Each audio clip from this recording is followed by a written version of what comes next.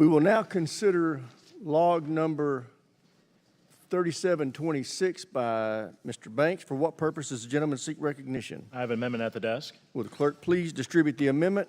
Without objection, the reading of the amendment is dispensed with. The chair recognizes the gentleman from Indiana for the purpose of explaining his amendment. Thank you, Mr. Chairman. This amendment's simple. It would ensure that every military personnel decision, accessions, promotions, and command selections are based solely on merit and without regard to politics, race, color, sex, or religion. This is common sense. It's no different than what is required under the merit system principles of our DoD employees, so why should our service members be treated any differently? Does a person's race make them a better leader? Does a person's party preference disqualify them from command? Of course not. But this administration keeps trying to deny that fact. It is merit and demonstrated performance that should matter, and it's merit and demonstrated performance that should be the only factor in personnel decisions if we want to keep our military apolitical, lethal, and strong. I appreciate your support and consideration of this amendment. With that, I yield back. Chair recognizes the ranking member. The problem is it doesn't always come down to merit, and we have a regrettable history of discrimination in this country. And one of the things that we're really trying to accomplish is to recruit from the broadest possible pool of people. And we haven't done a great job on that, whether you're talking about women, members of the LGBT community, or people of color. And you can look at the ranks of senior officers in top positions. Do we really believe that white men, they're the only ones who have any merit, apparently, the only ones who are qualified to do a job? I don't think that's the case. I think because of historical discrimination, different groups are less likely to join the military and participate. And I think that should be something that the military should be allowed to consider. Now, I don't disagree that if you have a situation where that's it, that's what we're basing it on, that talent, merit, ability isn't factored in at all, then you've got a big problem. And I'll also admit that there are places in this country where that is the approach that they've taken to DEI. I also have some challenges on that back in my own home district in the Seattle-King County area. But that's not what the Department of Defense is doing. What they're trying to do is open up the number of people who can see a future in the military, who can see that they're going to be given a fair shot, that past discrimination isn't going to mean that they're not going to get the same shot at a promotion. And that's what they're trying to do. And I think the Department of Defense has done this in a very reasonable way. And to prohibit that and to block that ability will make it more difficult to recruit and retain people from groups that have been historically discriminated against in this country because they won't think that they're going to get a fair shot.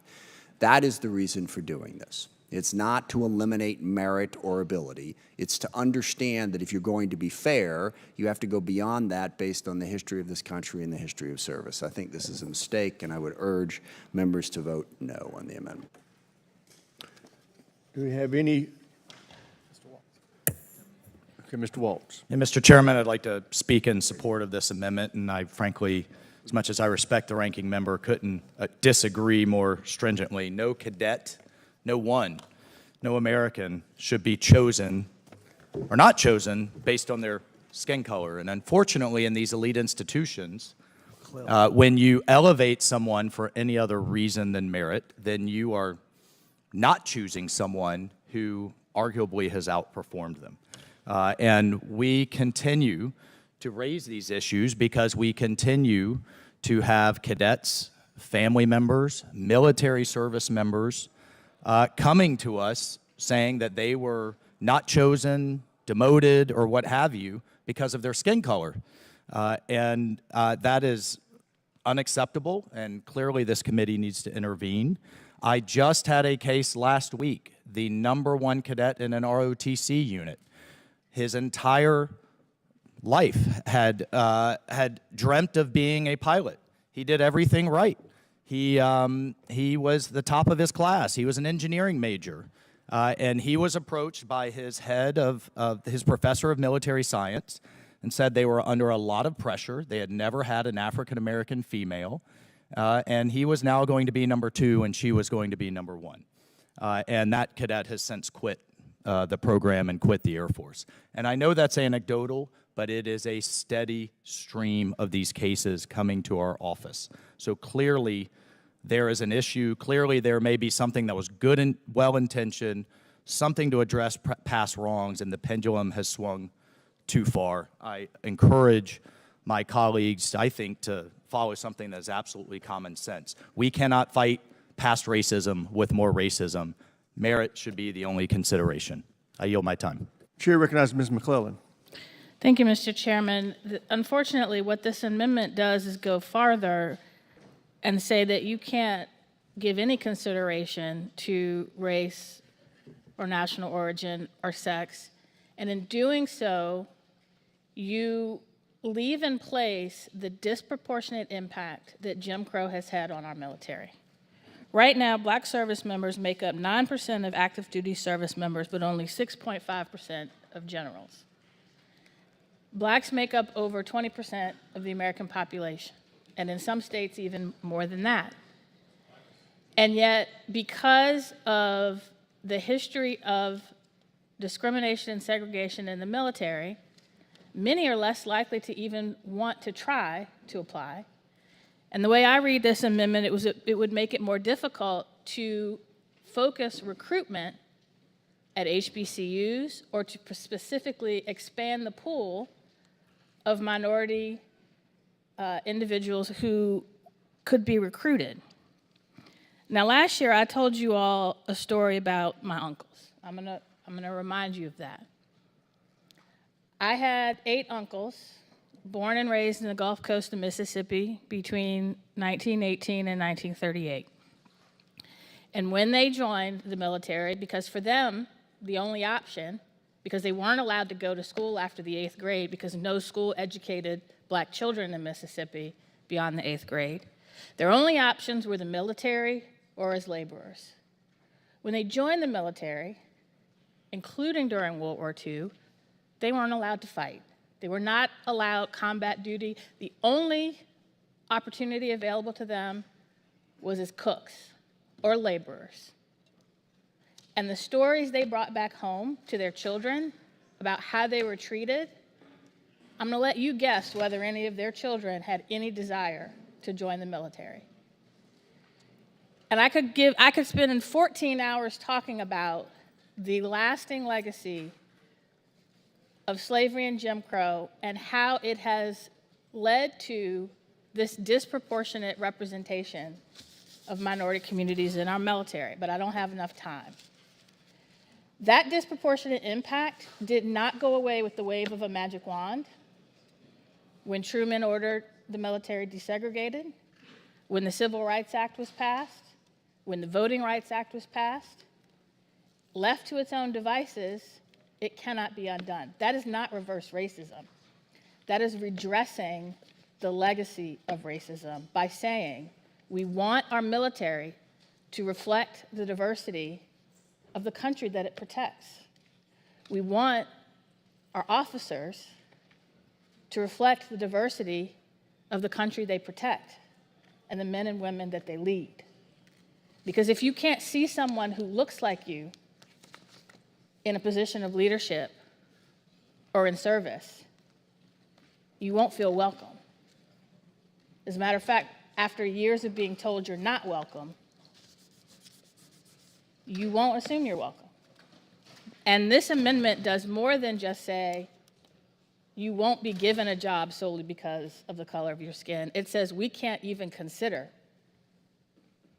the color of your skin in deciding, do we want to have an armed services that reflects the diversity of the nation that it protects?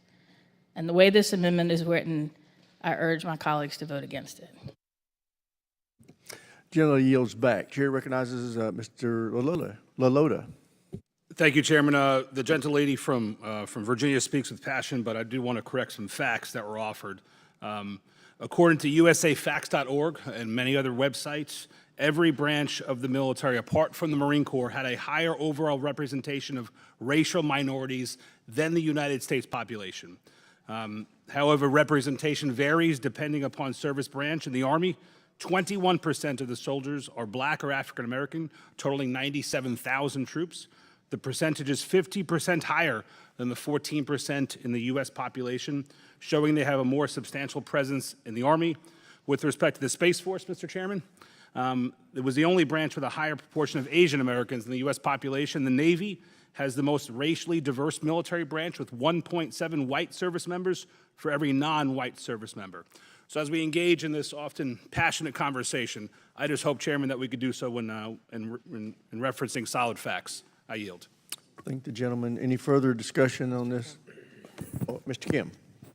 Yeah, thank you, Mr. Chairman. You know, we had quite a few hearings in the Military Personnel Subcommittee tackling these types of issues. And one thing that I found particularly poignant when we addressed some of our military leaders about this is this question. We asked them, you know, what is the quantitative way in which we can determine what leadership means in our military?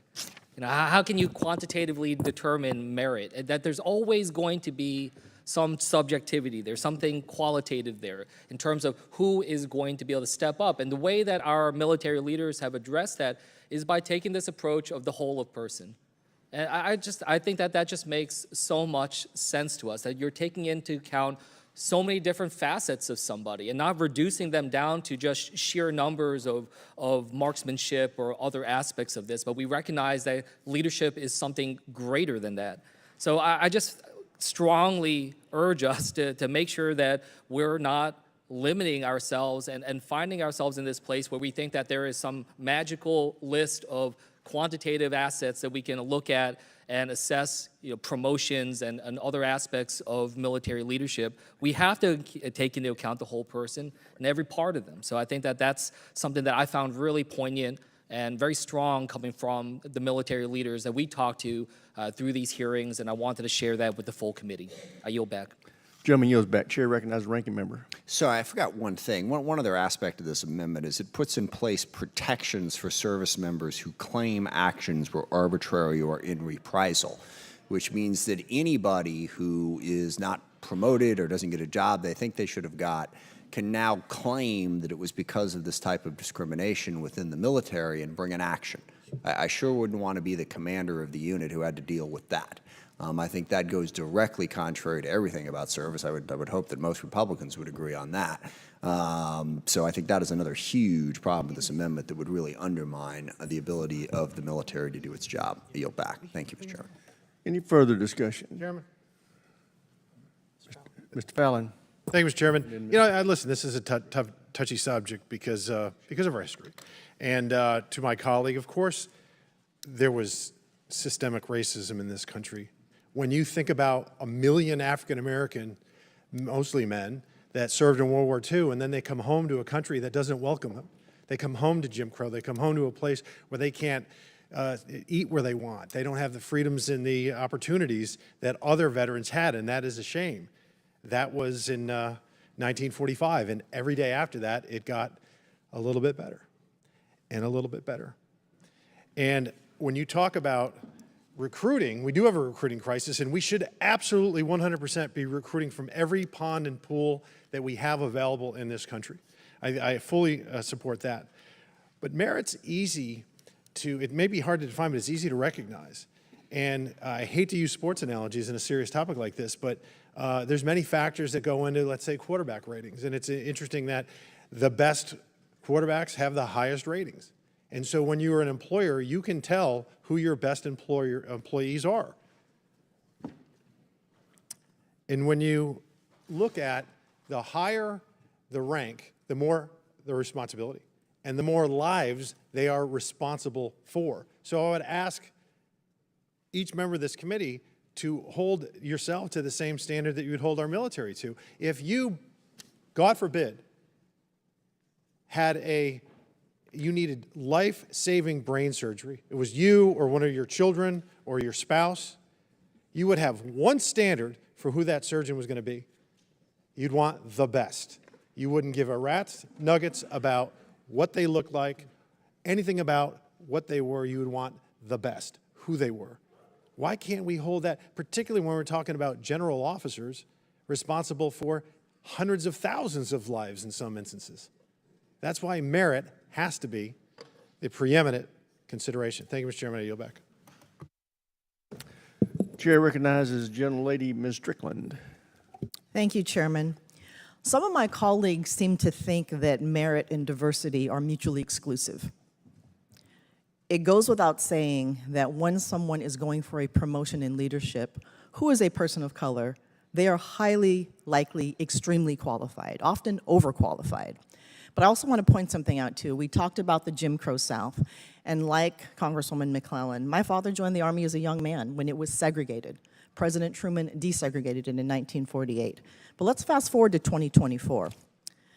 70% of young adults aged 17 to 35 said it was fairly important or very important for them to work for an organization committed to racial and ethnic equality. And to my colleague who quoted numbers about the high proportion of people of color who are in the military, that is absolutely true among the enlisted ranks. But we're talking about officers and people in other ranks as well. So here's the message that we don't want to send to young people who are considering the military as a profession. We don't want to tell them they're not welcome here. We don't want to tell them that we will not take their entire life experience into consideration. And I will make this point again. Merit and diversity are not mutually exclusive. They are considerations that we make about the whole soldier. Thank you, Mr. Chairman. I yield back. I thank the gentlelady. Chair recognizes Mr. Bergman. I yield to Representative Banks. I thank the gentleman for yielding. It's interesting, shocking really, that the ranking member of this committee doesn't believe that a service member who believes that they've been discriminated against because of the color of their skin doesn't have a right to defend themselves.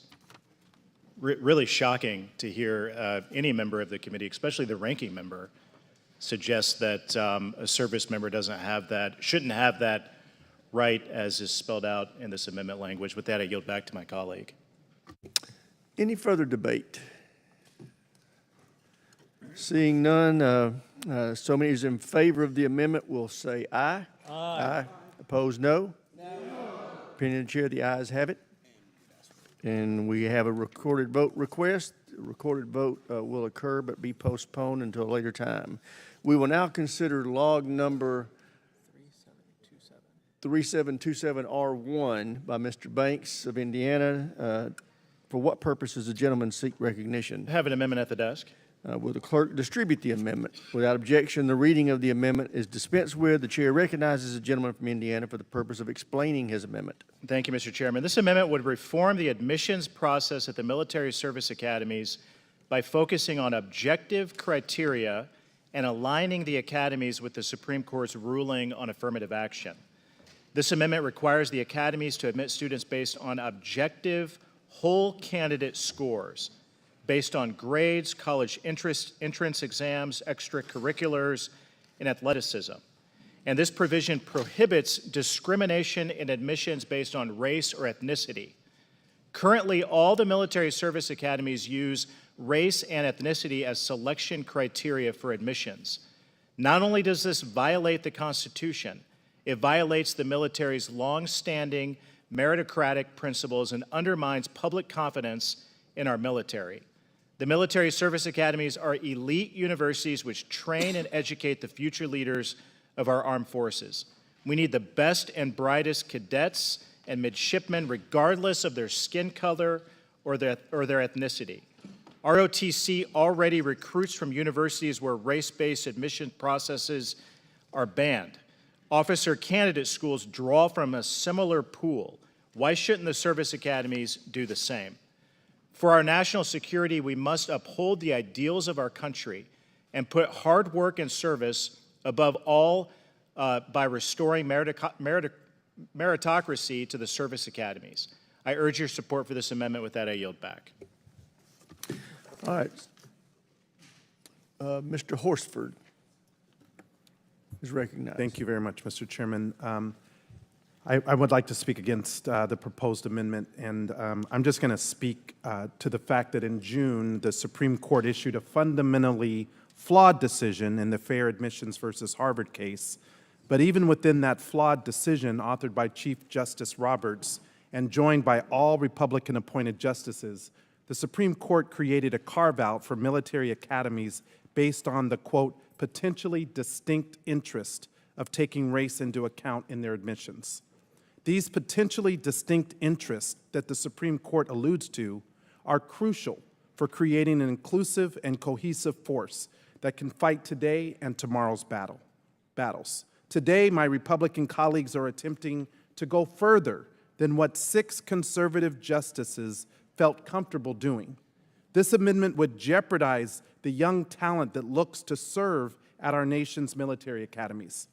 Even in February, when presented with the opportunity to decide on a case specific to the military academies, the Supreme Court did not do so. Once again, a conservative majority decided not to go as far as this amendment proposes. So it's unfortunate that today my colleagues on the other side are attempting to use this for whatever reason at the cost of young men and women. You know, one of the most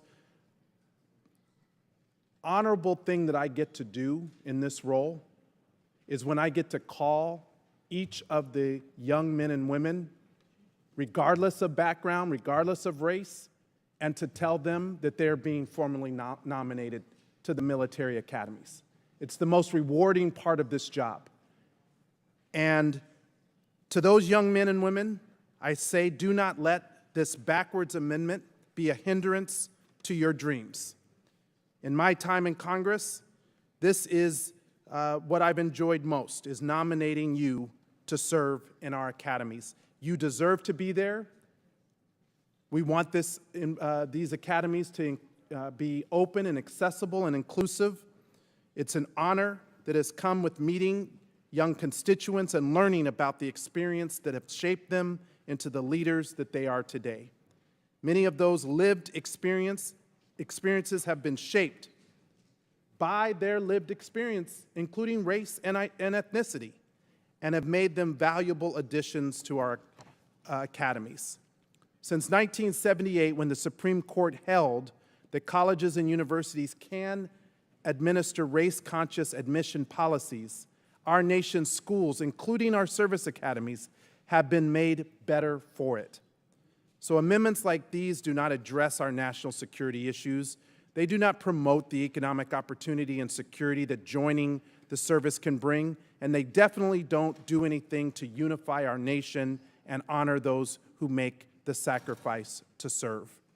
Instead, these arguments will dissuade young people from applying to our service academies. So I urge my colleagues to stop using affirmative action as a cultural wedge issue to pit communities of color against one another, because our nation's greatest strength is, in fact, our diversity. While all who apply to our service academies are ready to serve our country, it is the whole of the person that makes them great leaders. Affirmative action is not radical. What is radical is denying our young people seeking to serve the opportunity to do so. So I urge a no vote on this amendment, and I yield back. Gentleman yields back. Chair recognizes the gentleman from Florida, Mr. Gates. I'm against DEI in our universities. I'm against DEI in our military. And for sure, I'm against DEI in the universities that exist to serve our military. And one of the worst incarnations of this DEI is race-based admissions.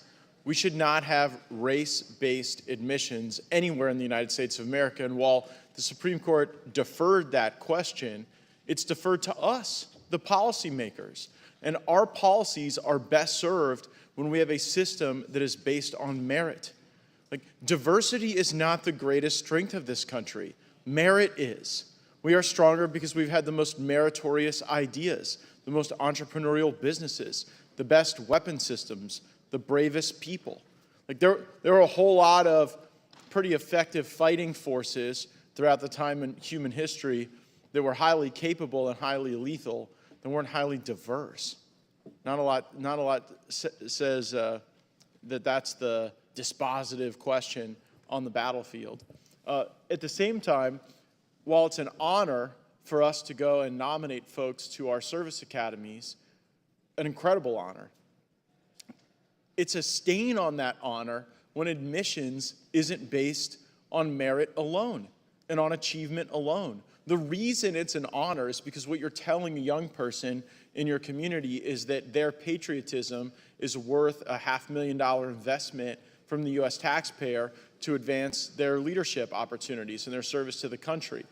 And when that's not because they're the best suited for it, but because we've embraced some race-based admission standard, I think it's indeed a stain on that honor. So I support Chairman Banks' amendment to get rid of race-based admissions at our military academies. I think he's done a great job rooting out a lot of DEI as chairman of our military personnel subcommittee, and I urge our Armed Services Committee to adopt the amendment. I yield back. Gentleman yields back. Chair recognizes Ms. McClellan. Thank you, Mr. Chair. About 60 to 70% of students who enroll in our military academies are nominated by members of Congress. That gives, when you look at the numbers of who they appoint, it is disproportionately white. Right now, 74% of the nominations went to white students, even though 54% of the eligible student pool was white.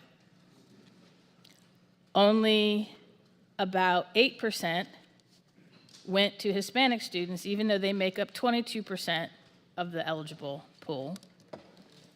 And only 6% went to Black students, even though that population is about 15% of the eligible pool.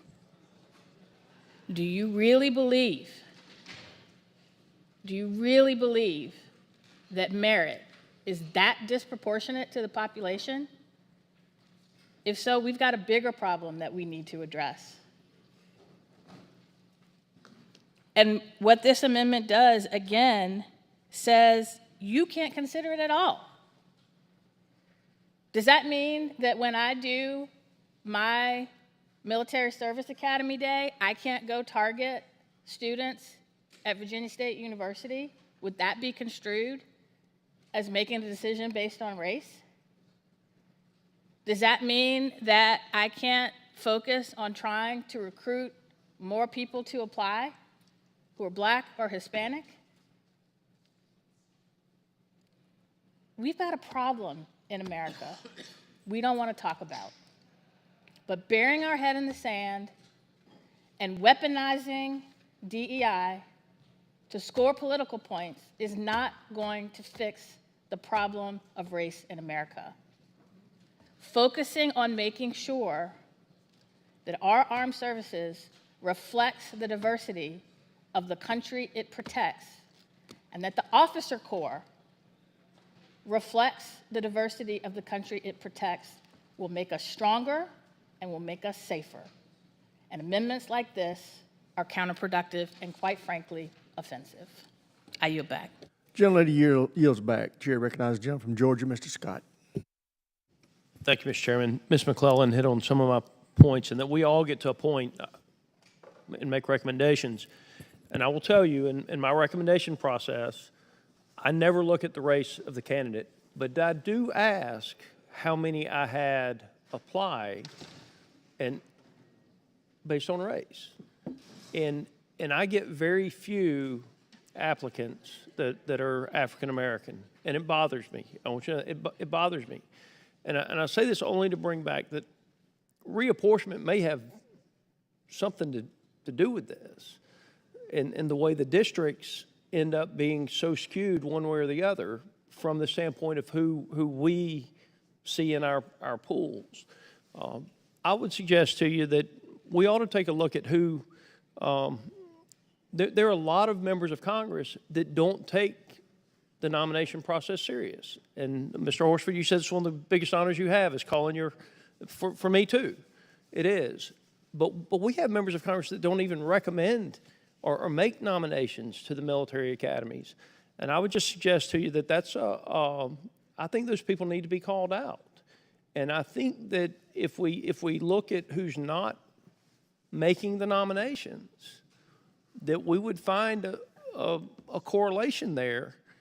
And I don't want to make accusations. I want you to know it bothers me that I don't have more African American applicants going through the process. And when my son was playing high school football and I was talking to the coaches, I tried. And I think we can do better, but our pool's got to be bigger. I don't agree with it being the deciding factor, but I do agree that we need to do what we can to have more applicants. And so with that, I'll yield, but I do think we should take a look at who's not actually making nominations to the academies, and that may solve some of the problems. Gentleman yields. Chair recognizes Ms. Sherrill. Thank you, Mr. Chairman. I attended the Naval Academy, and I just want to make it incredibly clear to all of the children out there who are considering applying to our service academies, and certainly to all of the people at our service academies and then the people who go on into the fleet, that a lot of what I'm hearing here on this committee is in no way reflected in the fleet, because what I'm hearing here has such a horrible, corrosive effect on morale and how you might feel as a black member of our military. You might feel unwanted. That's kind of what I'm hearing across the aisle, is that is not who we want to make up our military force. And so to all of them, I just want to say to all of the people that are considering service that that's not what I hear reflected in our military. In fact, I had the real pleasure recently of speaking to the commanding officer of a group that is training future leaders. And what he said to me really resonated with me. He said, we are losing our qualitative military edge in many ways against many of our adversarial militaries. And yet the one area where we remain stronger than any other nation on earth is our people. It is our people that make us the greatest military on this earth. And he said, as he's training young leaders, that if you want to be a leader, he said, look, we train leaders here, and if you want to be a leader in our military, you need to be able to lead people who are a different race than you are, who are a different gender than you are, who express a different religious identity than you do, and who express their sexuality differently than you do. And if you cannot lead those people, then you have no place in our military. So I think it's important for people to hear throughout our military that many people value your service, despite what you may be hearing occasionally from this committee, and I yield back. Mr. Jimenez.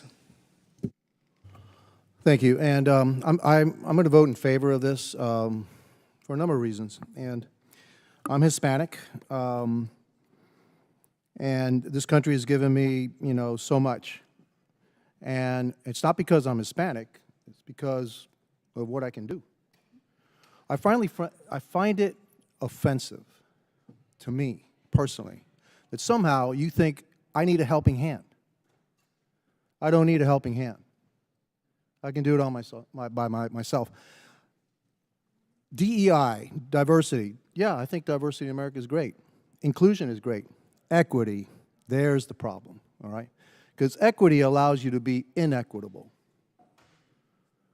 You can do anything you want in the name of equity, and that's not the American way. The American way is actually, hey, go out, get an education, work hard, and you know what? You'll be rewarded at the end, no matter who you are.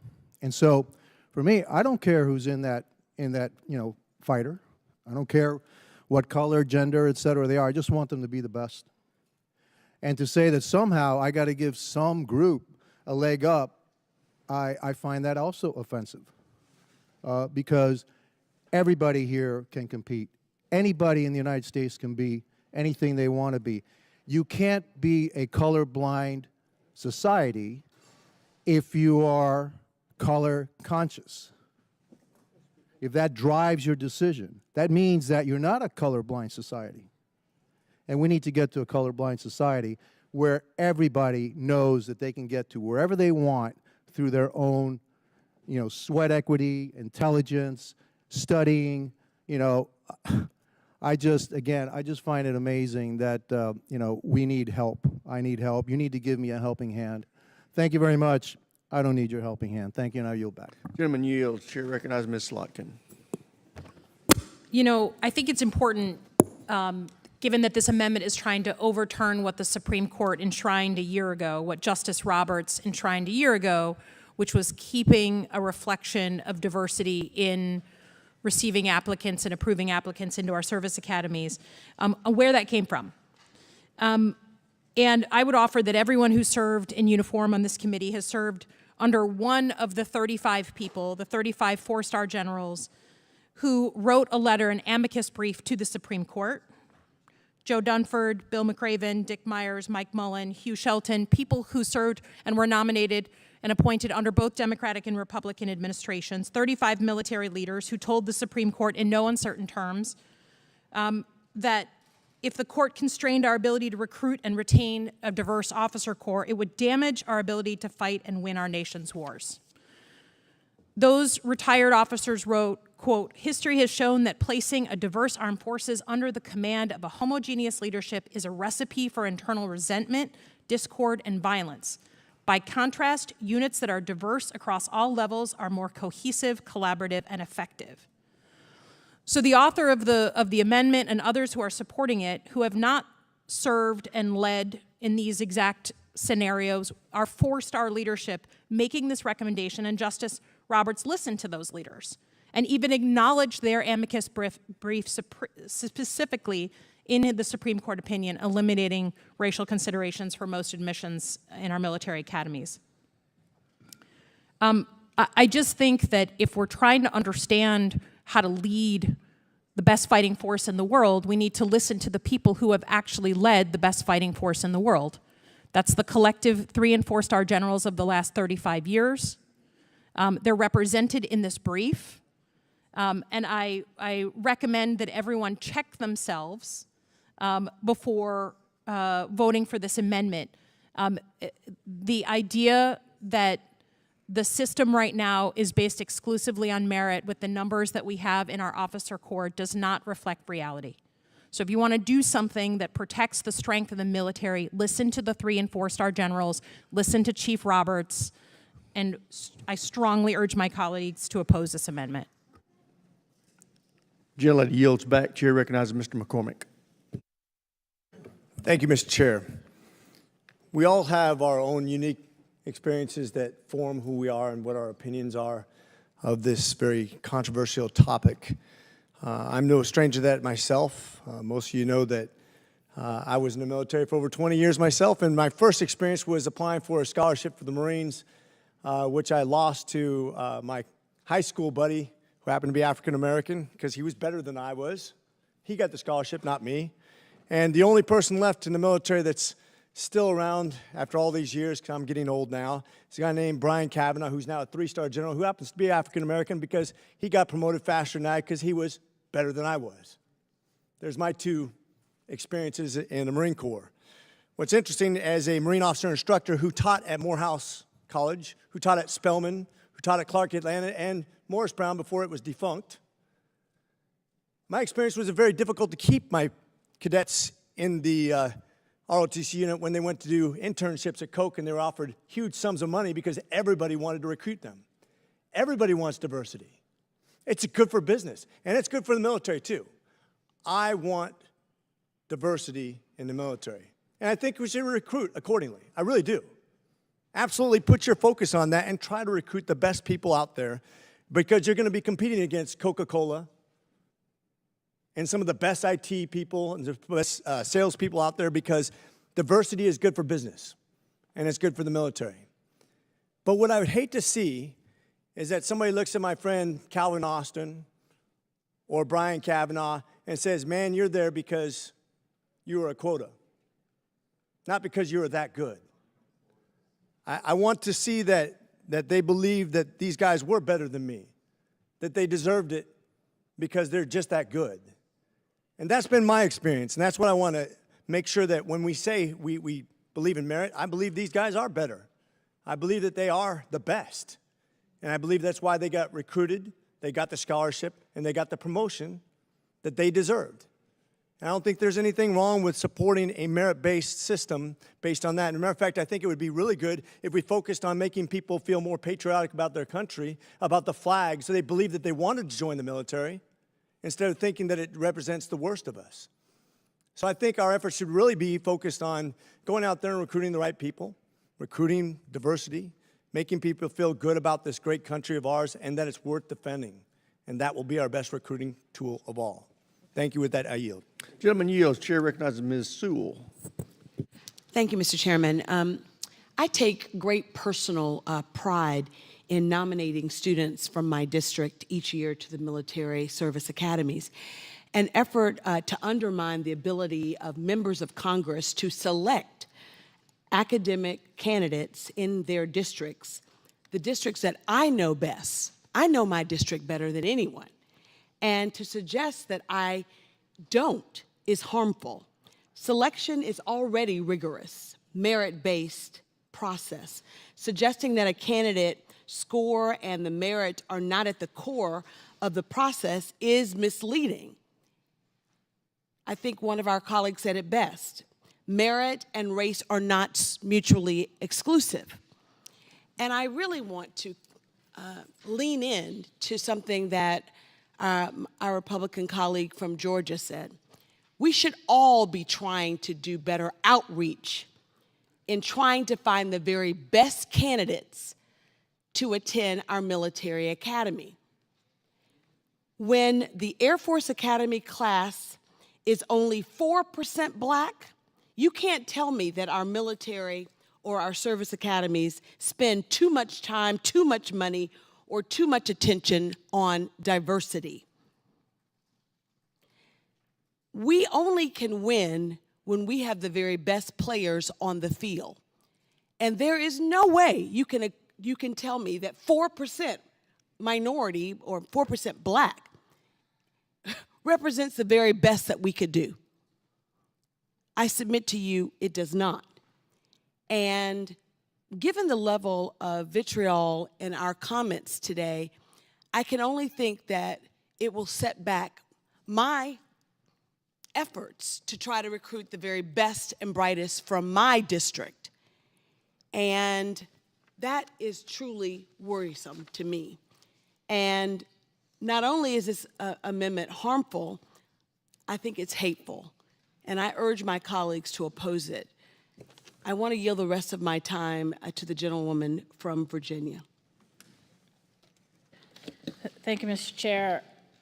I think something that the gentleman, Mr. Jimenez from Florida, said underlies a real misconception that that side of the aisle has about what equity is and what it isn't. Equity is not about giving someone a leg up. Equity is recognizing that for 350 years, Black men and women had a boot on their neck. That for 350 years, Black men and women weren't given access to the American dream. For 350 years, Black men and women were denied the ability to build generational wealth. We're denied the ability to educate their children. We're denied the ability to be chosen for merit. Equity is about first recognizing that fact and then doing something about it. And unfortunately, my colleagues on the other side of the aisle think that when laws changed, a magic wand got rid of the inequity. It didn't. It didn't.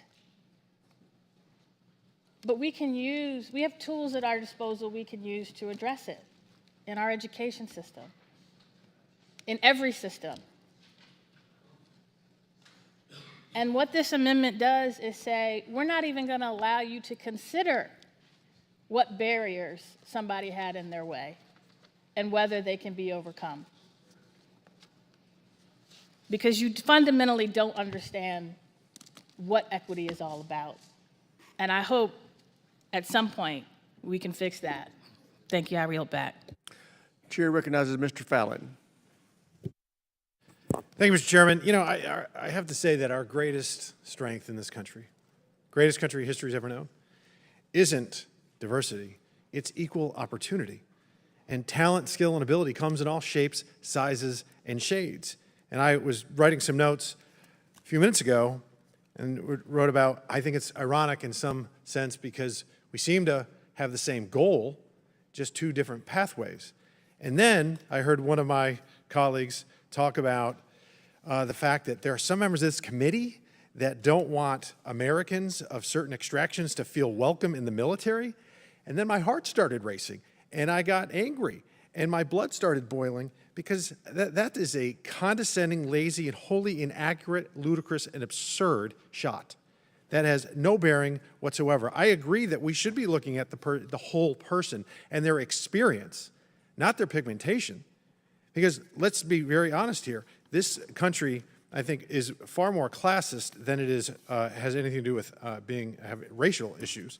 For instance, you could have somebody that came from a very wealthy background, pampered, given all the opportunities and advantages, and they might happen to be African American. And you could have somebody, and there are folks like that, and there are other folks that have come from abject poverty, broken homes, abusive families, that could happen to be white.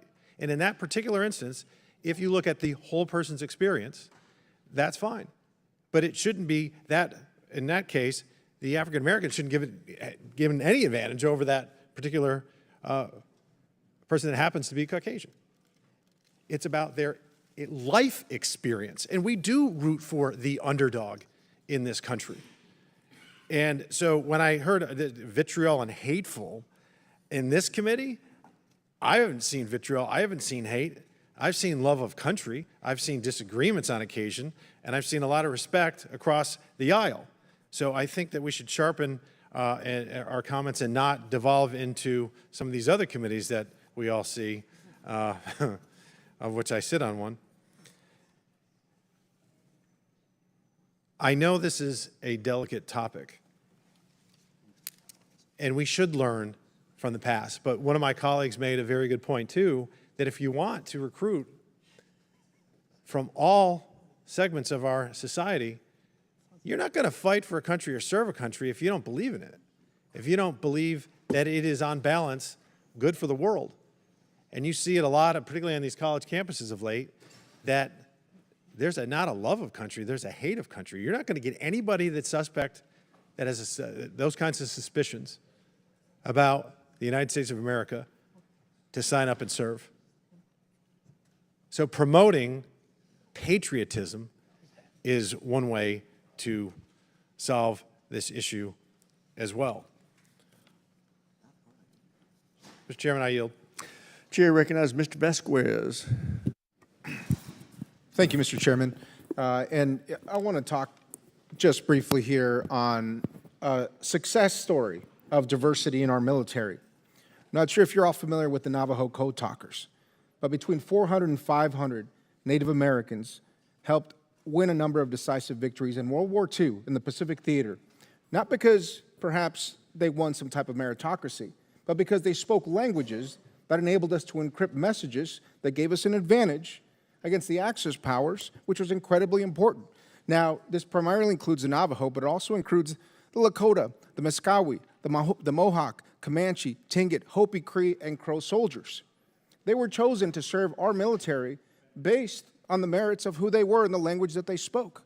Now, I would argue that when we talk about diversity in our armed forces, it also has to do about gelling together with folks that represent a diverse nation together, that can speak similar languages, that share different experiences, that offer different opportunities. Now, when we operate in places across the world, we need folks who speak the language of the countries that we operate in. We need folks who are going to lead troops and lead in those missions, in those places, because they can speak the language and they understand the culture and they know how to deal with those appropriately cultural experiences. And so I would argue that diversity makes us stronger. Now, the Navajo Code Talkers were not honored until 1968. They were not honored until 1968.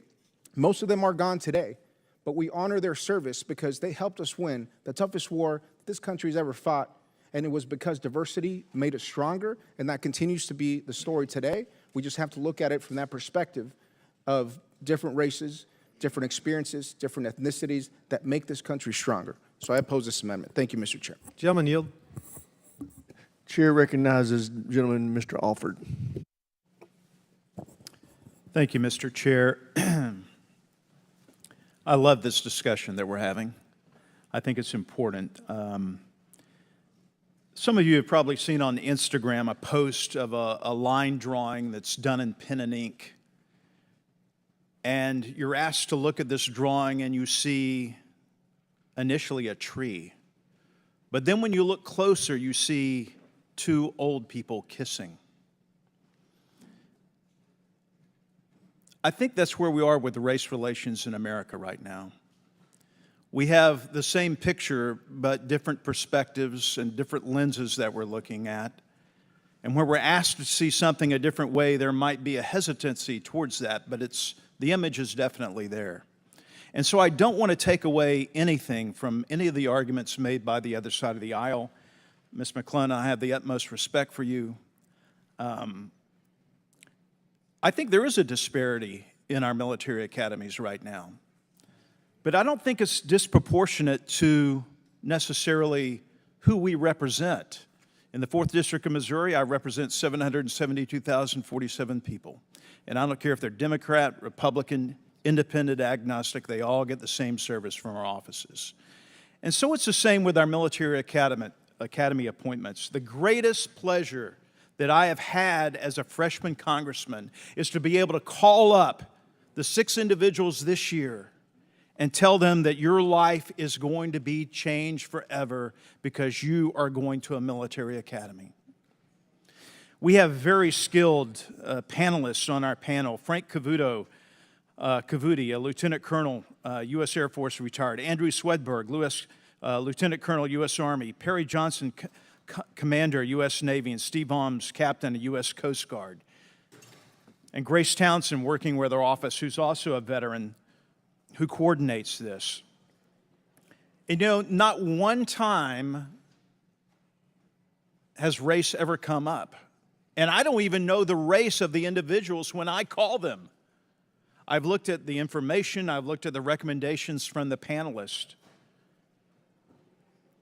But it's based solely on, are they mentally fit? Are they physically fit? Do they have the gumption to stick with it, to be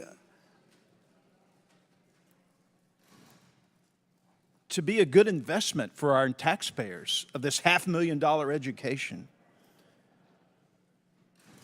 I think this is something that we have to look at. I agree with Mr. Scott. How do we increase minority participation? How do I get, you know, we're struggling all the time. We've got this great academies that we're trying to get people into, and we struggle sometimes getting people even to file these applications. Maybe that's on us to do a better job. And I'm going to take the information that we are talking about here today, and I'm going to try to do a better job of that. But I want to say something in regards to what Ms. Sherrill says. And ma'am, I don't know you, but the intimation I got from your statement was that some on our committee do not want Black Americans in our military. And I'm sorry if I misunderstood that, but I want to make one thing very clear if anyone's out there listening right now or watching. I don't care what color you are or where you're from, we want you and we need you in our military. We have only 9% of American young people right now having any interest in joining the military. And we are up against some serious foes in the future. We've got to get our act together as Americans. We've got to be able to see both drawings inside that Instagram post. We've got to do better as a nation. Thank you. I yield back. Chair recognizes Mr. Ryan. Thank you, Mr. Chair, and I recognize that this is an extended discussion, but one, I think it's important, and two, I want to be clear who introduced this topic and who decided to bring this up. I think that is also important. It's incredibly disappointing, having served, having graduated from one of our service academies, now representing one of our service academies, that rather than focusing our collective time on the real wars happening and that our troops are preparing for, God forbid they have to go into them, we are continuing to fight culture war BS. It's disappointing, especially given the comments my colleagues have made, reminding us of the Supreme Court's explicit carve-out. You heard from Mr. Horsford and Ms. Slotkin compellingly, but I think it's important to reiterate. Certainly not a radical conservative Justice Roberts calling out a, quote, distinct interest. So what is that distinct interest? I think we can all agree and acknowledge that implicit in that was national security, keeping our country safe, keeping Americans safe, creating the most lethal fighting force on the planet. What goes into that? That's the work of this committee, as we know, training, equipment, but cohesion, which some of my colleagues have mentioned, is so critical to that. And foundational to cohesion, I believe, as did all the senior ranking officers mentioned by Ms. Slotkin, is an officer corps reflective of the troops that they're going to lead in harm's way, whose trust they have to earn. And my colleagues who have served in uniform, regardless of party, you know when you look your soldiers in the eye and you have to ask them to do something incredibly dangerous and risky, it is about trust. That's not exclusively built, of course, on any one factor, but to take any factor away from the ability to build trust and cohesion will absolutely do harm to our national security. For example, right now in the Army, Black and Latino troops represent 38% of our enlisted service members in the Army. Through much work in progress, now 20% of our officer corps in the Army are Black and Latino, 17% of general officers. As many have said, that has not happened by accident. It's happened with work and a commitment to have the troops being led by those who can identify with them across multiple dimensions.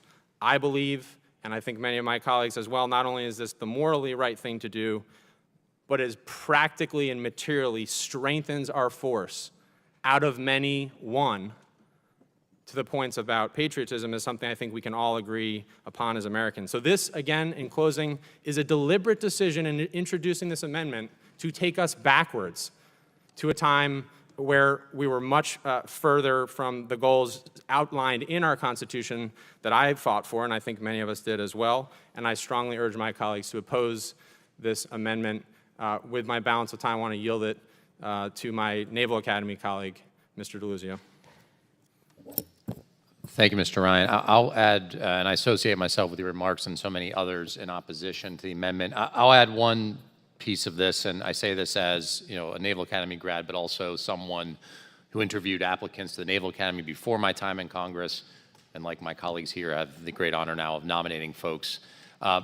People come to seek out an academy appointment from different walks of life, from different backgrounds, from different wealth in their homes.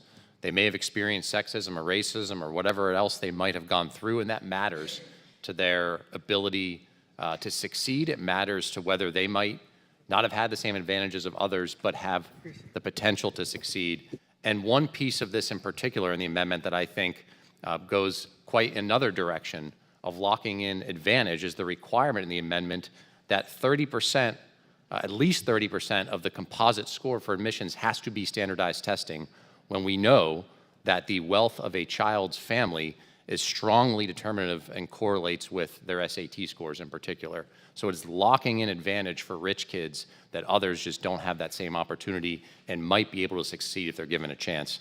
With that, I yield back, Mr. Chairman. Thank you. Chair recognizes Mr. Veasey. Mr. Chairman, thank you very much, and I'm glad that we're having this discussion. We need to. I think that is obviously the reason why we're here, and I just want to touch on one of the most influential names in politics. Died last year, and it didn't get a lot of coverage in the media. But Kevin Phillips died, and he was Richard Nixon's key man on race. And he had a quote that I think that we're still living with today, because although we're past a lot of the bad things that happened during the 60s, we're certainly dealing with a lot of the after effects of it. And he said the whole secret of politics is who hates who. And that's why we're discussing this. My good friend from North Texas, Mr. Fallon, he talked about football and about how it's pure meritocracy in football. But I remember when Mr. Fallon was playing football and People didn't think that his quarterback could play in the NFL. And his quarterback went to go play in the Canadian Football League because there was still this mentality that blacks did not have the intelligence to play NFL football. And I think from the ranking member's alma mater, there may have been just Warren Moon. He may have been out there all by himself. But that was like it. And that was something that was, people think that was a long time ago. People think that was in the 50s and 60s. No, in the 1980s, people didn't think that blacks had the intelligence to play quarterback and that we couldn't read offenses. And people had to start talking about that and discussing it. And the NFL had to put in protocols. And that's all we're asking the military to do, is just look at ways how they can increase diversity. What worries me about this amendment the most, honestly, is to me it looks like this could also hurt people that live in more agrarian societies and in more rural states. If we're looking at these composite scores and things like that, because you think it's only going to hurt black people and that it's not going to affect your election, your electoral outcome, but it certainly could. The other reason why I'm going to oppose this amendment, again, we need to study our history more. Back during the Vietnam War, one of the things that the Viet Cong would do routinely is that they would send messages out telling black soldiers, why are you fighting? Why are you out here? You're going to go back to America and be told to sit in the back of the bus. You're going to go back to America and be told that you can't marry whoever you're dating. You're going to go back to America and be told all these things. And there was real concern on the Republican and Democratic side, both aisles, that that message was going to resonate and that this communist influence was going to be spread into the United States because we could not handle our own act good enough at home. We don't want to go back to that because I guarantee you if something goes down, and hopefully we will never see anything on the scale of Vietnam or World War II ever again. Hopefully that won't happen.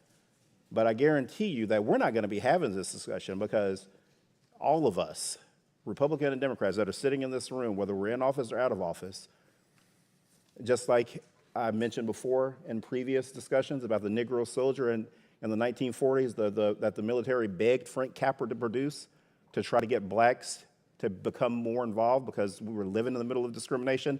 If something goes down, we ain't going to even be having this discussion. We're going to all be on the same page. We're going to be like, well, how can we get more black officers? Because the people in European communists or China communism, they're using this rhetoric saying that there aren't enough black officers, and so why should black people be fighting this war? So that's what's going to happen. So let's just be realistic. Let's be honest and admit that this is about politics. And I want to yield the balance of my time to Mr. Horsford of Nevada. Mr. Thank you. I just want to point out that no one on the other side has refuted the U.S. Supreme Court's decision, which was led by Chief Justice Roberts, providing for this potentially distinct interest exclusion regarding our military academies and what your amendment would do to overturn your Supreme Court's decision on this issue. Secondly, no one is lowering the bar to get into the military academies. We know it's rigorous, and it's becoming more rigorous. I've had applicants who have been denied and who have tried 2 and 3 now times recognizes gentlelady Ms. and gone through Escobar. prep academies. Gentleman's time's expired. Ms. Escobar is recognized. Thank you, Mr. Chairman. I would like to associate myself with the remarks of my HASC Democratic colleagues on this issue. I have yet to hear a problem articulated by the other side of the aisle with regard to why we need this workaround for a Supreme Court decision. What I have heard some of our colleagues on the other side of the aisle say is that you embrace diversity. I've heard a couple of you say you embrace diversity. You want to see that diversity. One of my colleagues on the other side of the aisle even said he's looking for ways in his own district to increase diversity. This would have the opposite effect. This would not address those challenges articulated by those colleagues on the other side of the aisle, this would only make that challenge far greater. I think it is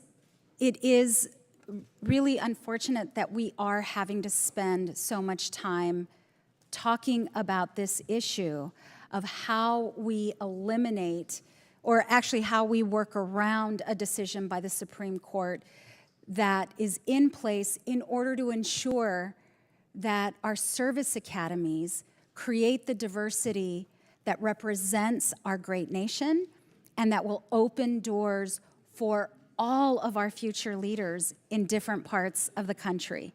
I represent an incredible community that is 85% Latino, that is economically disadvantaged, and the young people in my community have very different opportunities, or lack thereof, than people their age in other communities.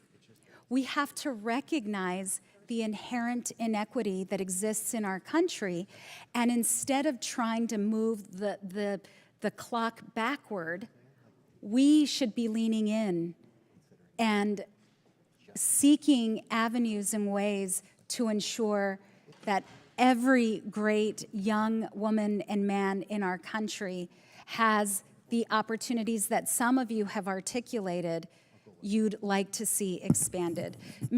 I'd like to yield the remainder of my time to my colleague, Steven Horsford. Thank you to my colleague from Texas. I just wanted to reiterate, and I hope we all agree, and I would love to work with my colleagues on the other side to figure out a way that we can all improve our outreach, our engagement, because this is actually one of the difficult areas. One of our subcommittees looked into this specific issue about recruitment into our military academies. But I just wanted to underscore that we have the rigor for military academies is high. And there's somehow an assumption that when you look at diversity, that means there's less rigor. They still have to meet the minimum requirements to get in. And I've had applicants from every background, of every race, who have not gotten in their first time, their second time, their third time. But they go to prep academies, they do the work during the interim, and they reapply. That is how great the people of America are. They don't give up on their hopes and their dreams. And so we have to keep these opportunities open and available in a way that's inclusive for everyone. And again, I would urge my colleagues to reject this amendment, and let's do the right thing and promote our military academies for everybody. And before I yield back, I would just ask those colleagues on the other side of the aisle who have expressed an interest in maintaining diversity in our service academies and who have actually said they seek ways to increase diversity in our academies to please vote against this amendment. Mr. Chairman, I yield back. There's no further debate. The question occurs on the amendment offered by Mr. Banks. Those in favor of the amendment will say aye. Aye. Those opposed, no. No. Opinion of the chair, the ayes have it.